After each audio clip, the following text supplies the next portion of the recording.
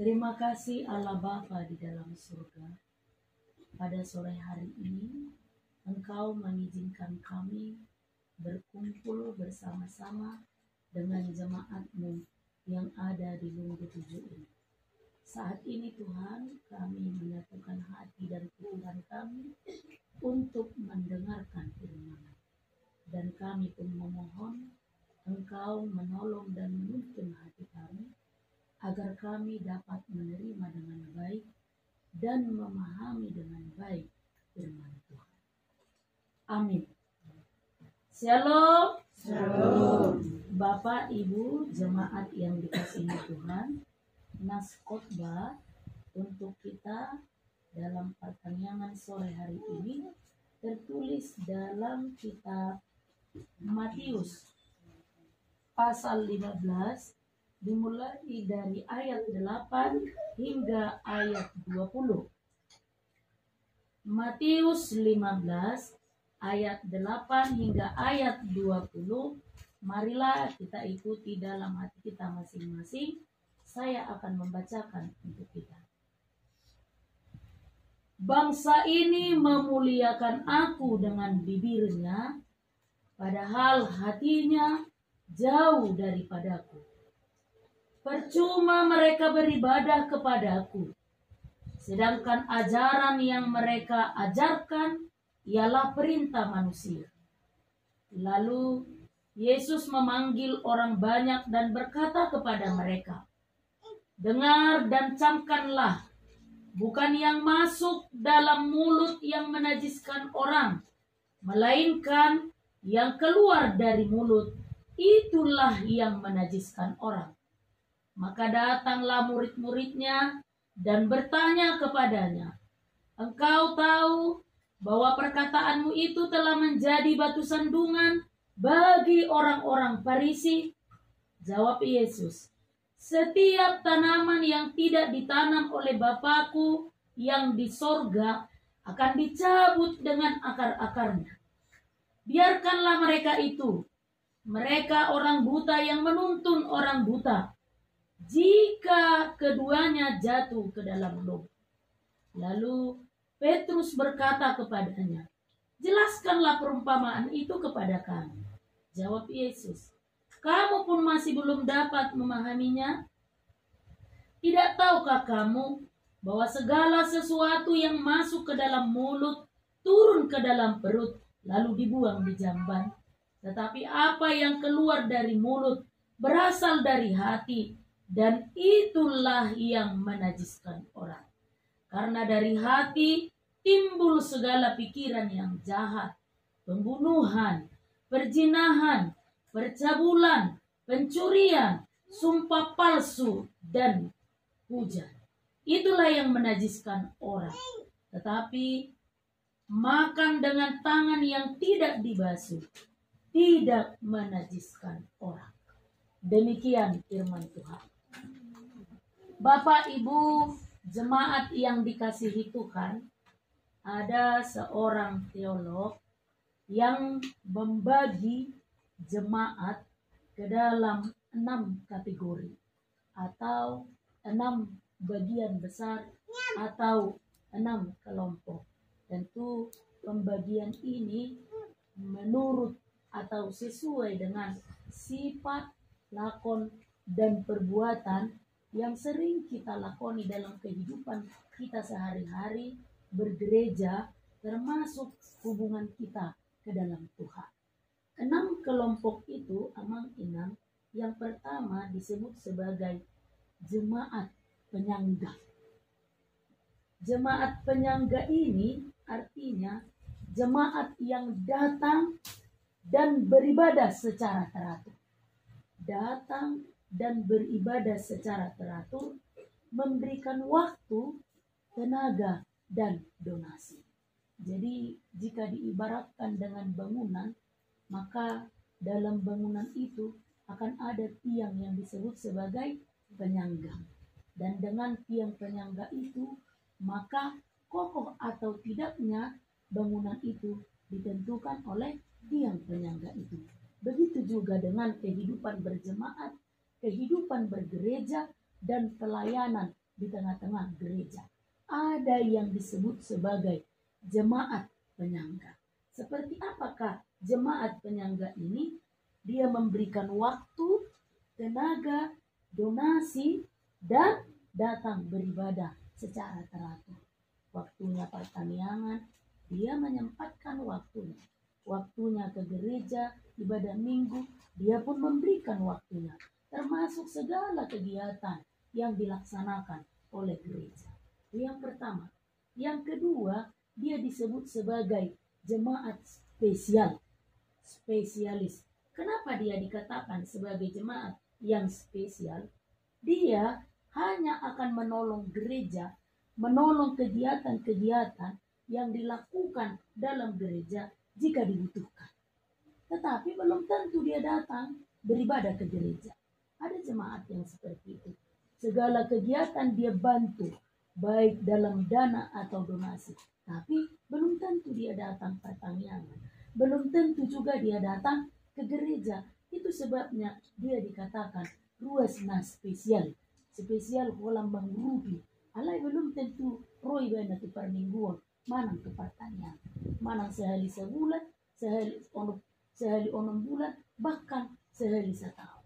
Itu yang kedua, jemaat yang spesial.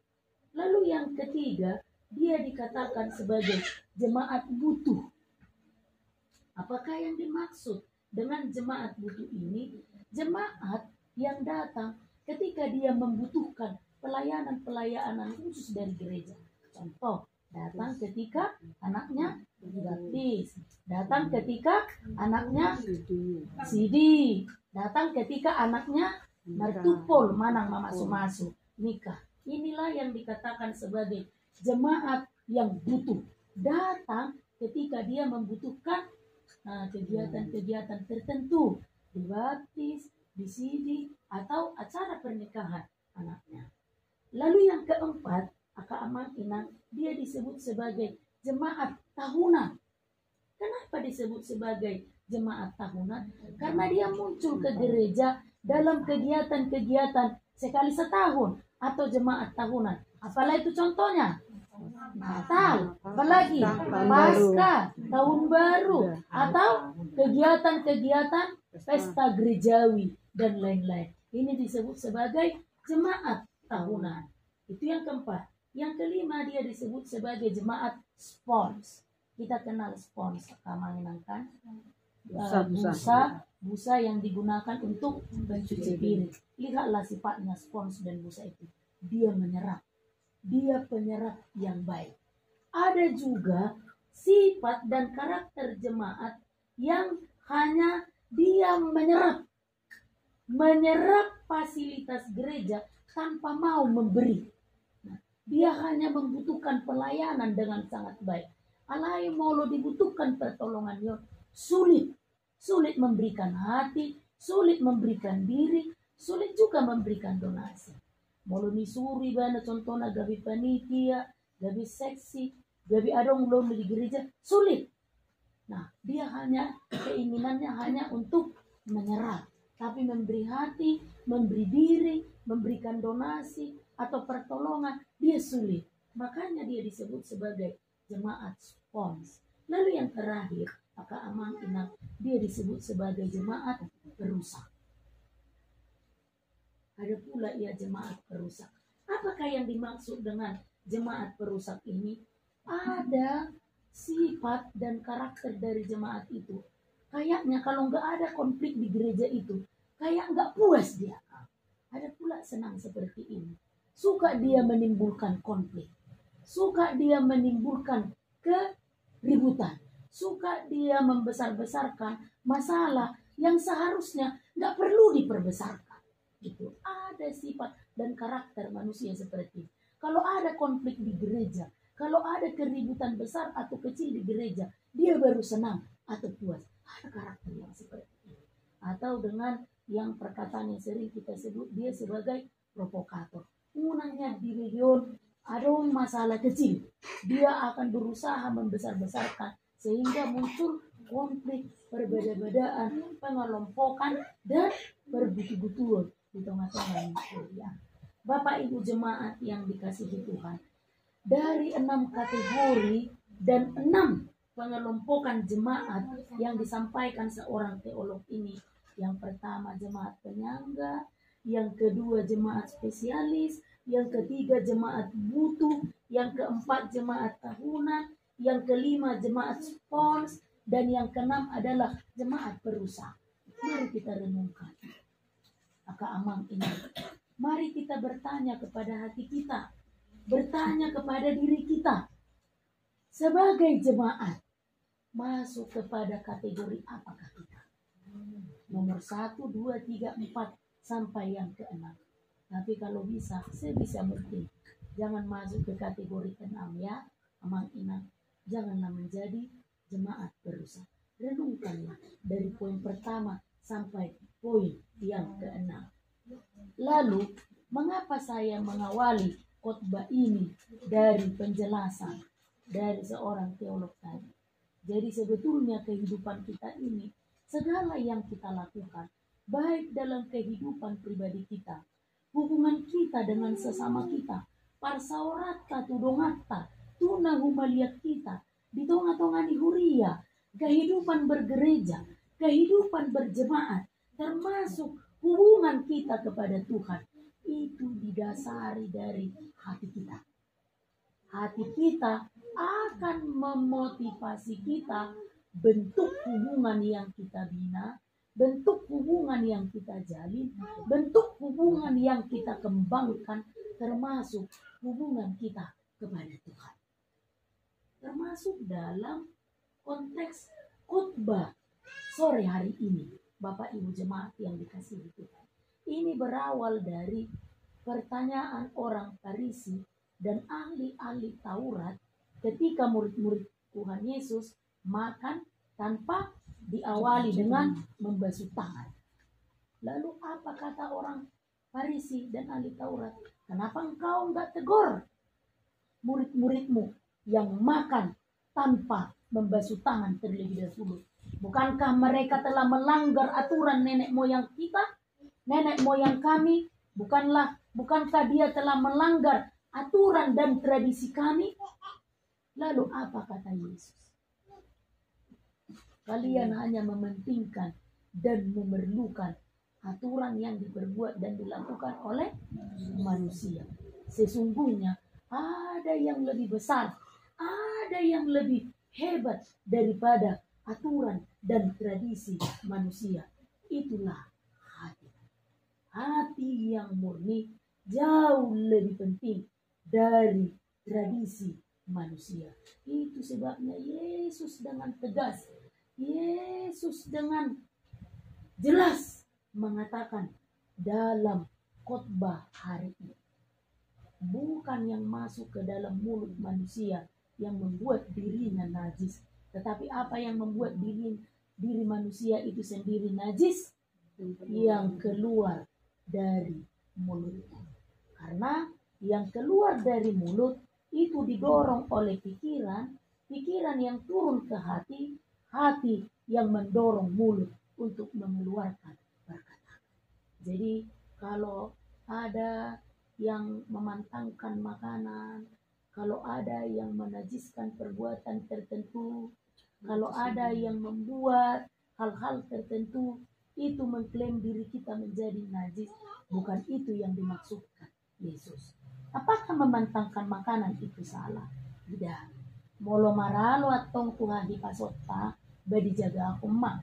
Molo ido kita memantangkan makanan tertentu karena bertentangan dengan kesehatan, karena bertentangan dengan contoh, jangan makan ini ya Bu, dikurangi.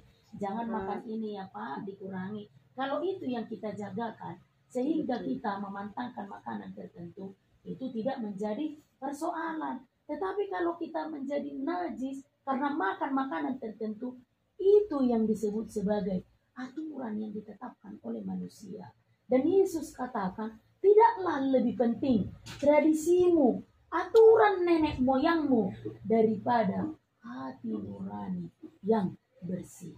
Karena itu, Bapak Ibu jemaat yang dikasihi Tuhan, melalui nas khotbah hari ini kita mau diarahkan.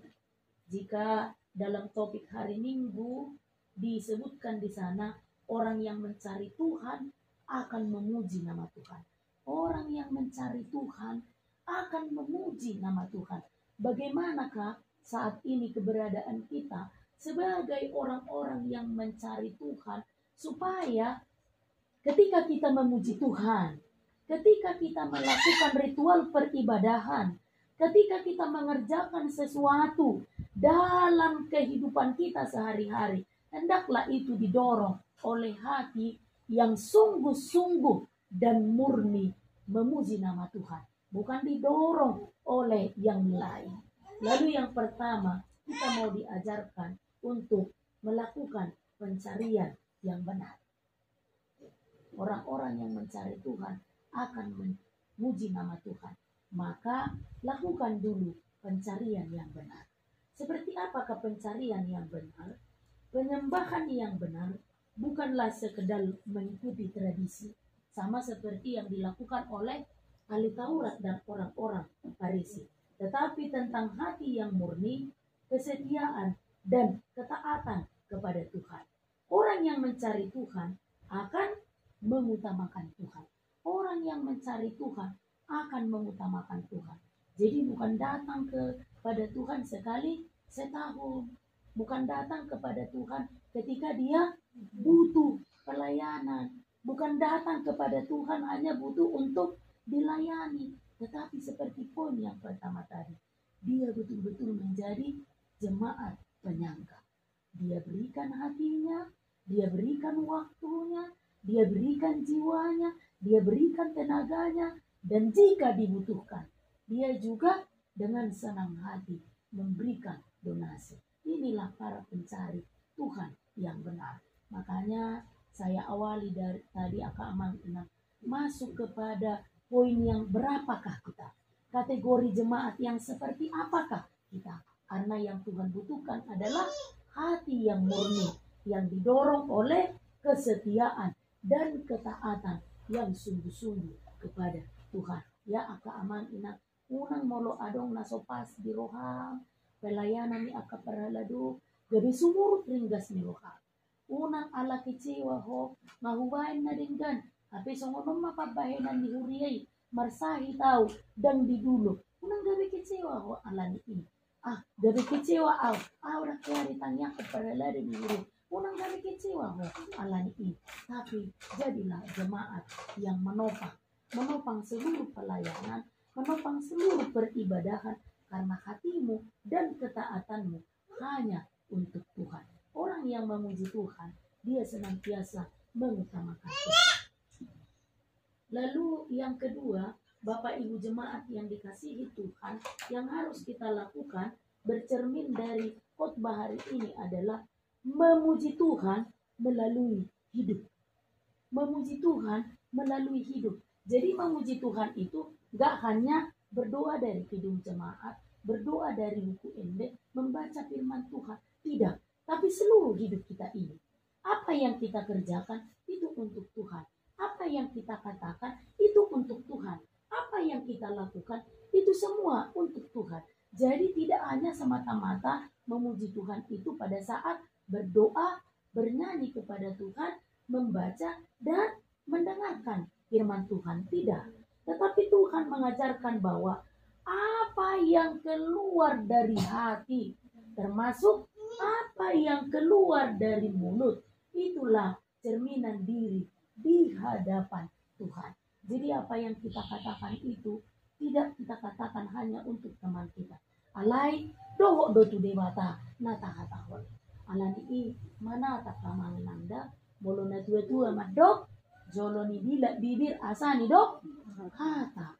Joloni dila bibir asani dok kata. Dibutuhkan kehati-hatian.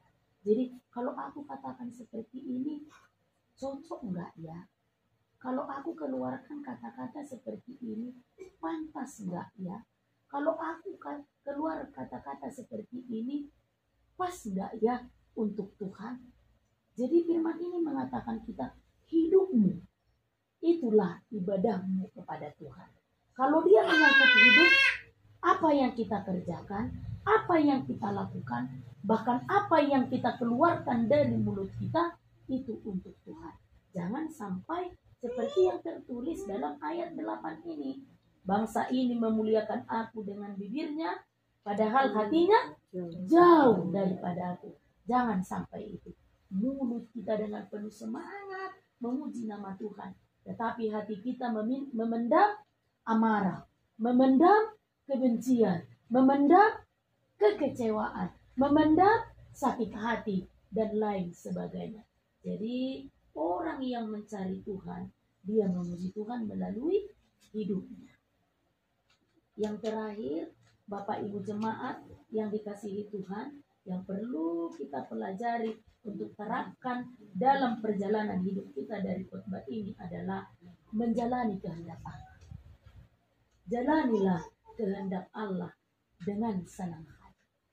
Jalanilah kehendak Allah dengan sepenuh hati.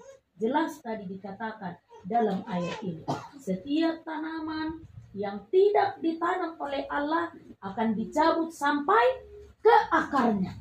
Jadi yang bukan kehendak Allah jangan lakukan. Yang bukan keinginan Allah jangan lakukan. Yang bukan dimaui oleh Allah jangan lakukan. Karena apa? Allah akan mencabut sampai ke akar-akarnya. Tuhani kita lakukan itu dalam kehidupan kita. Ingat, maka Tuhan akan mencabut sampai ke akar-akarnya. Hukuman itu yang dimaksud. Jadi kalau nggak mau dicabut sampai ke akar-akarnya, kalau nggak mau dihukum sampai ke akar-akarnya, apa yang Tuhan mau, jalanilah kehendak Allah. Lakukanlah apa yang Tuhan mau. Artinya, orang yang mencari Tuhan, dia akan hidup sesuai dengan kehendak Tuhan. Orang yang mencari Tuhan, dia akan mengutamakan Tuhan. Sekali lagi, orang yang mencari Tuhan, dia akan hidup sesuai dengan kehendak Tuhan. Orang yang mencari Tuhan, dia akan mengutamakan Tuhan, membuat Tuhan selalu prioritas dalam hidupnya. Karena itu pada kesempatan ini, Bapak dan Ibu jemaat yang dikasihi Tuhan, mari kita renungkan kembali. Apakah komitmen kita dalam perjalanan hidup ini? Kalau kita katakan Tuhan, maka melalui nas khotbah ini kita mau diingatkan, perkuatlah komitmenmu untuk memuliakan Tuhan. Perkuatlah komitmenmu untuk memuliakan Tuhan. Konsistenlah memuliakan Tuhan. Apapun yang terjadi, apapun yang kita alami, apapun yang kita rasakan, sepanjang perjalanan hidup kita ini, konsistenlah memuji Tuhan. Kekecewaan, sakit hati, sakit jasmani yang kita rasakan, konsistenlah memuji Tuhan. Demikianlah kehidupan, perbuatan, sikap, dan karakter yang sesungguhnya harus dimiliki orang-orang yang mencari Tuhan dan memuji Tuhan dalam hidupnya. Amin. Kita berdoa. Tuhan, terima kasih untuk firman-Mu sore hari ini yang menuntun dan mengingatkan kami agar sepanjang perjalanan hidup kami hanya mengutamakan Tuhan dan menjalani kehidupan kami. Setiap proses yang terjadi dalam perjalanan hidup kami hendaklah itu sesuai dengan kehendak Bapa di surga. Tolong kami Tuhan, karena kami tahu hidup kami lemah. Bantu kami Tuhan, karena kami sadar hidup kami dipenuhi dengan kekurangan. Kiranya Roh Kudus-Mu yang senantiasa mengendalikan dan menguasai hati dan pikiran kami, agar apapun yang kami jalani, apapun yang kami lakukan, bahkan apapun yang kami katakan, semuanya itu digerakkan oleh hati yang sungguh-sungguh memuji dan memuliakan nama Tuhan. Kami berterima kasih untuk keluarga hamba-Mu yang kami kasihi di sini, Inang Opung Eleta Boru Aritonang, yang telah membuka pintu rumah ini, menyediakan tempat ini sebagai tempat peribadahan bagi nama-Mu. Berkati keluarga ini Tuhan, penuhi rumah ini dengan damai dan sejahtera yang daripadamu. Berikan dan tambahkan lagi kesehatan bagi Inang Opung Eleta di sini. Berikan umur yang panjang. Biarlah segala harapannya, pergumulannya, rencana hidupnya, Engkau memberkati Tuhan, dan menambahkan lagi banyak berkat dan sukacita bagi rumah ini. Terutama Tuhan, bagi adik kami, Haris, yang sedang mempergumulkan jodoh dan pendamping hidupnya.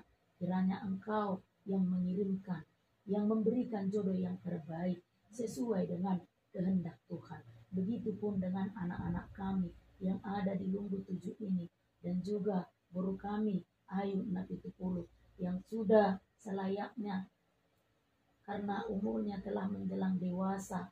Engkau pun Tuhan mengirimkan jodoh yang terbaik untuknya. Bahkan seluruh Tuhan jemaat-Mu yang ada di Lunggu 7 ini, apapun yang kami alami, apapun yang kami rasakan, semuanya itu kami pertaruhkan padamu.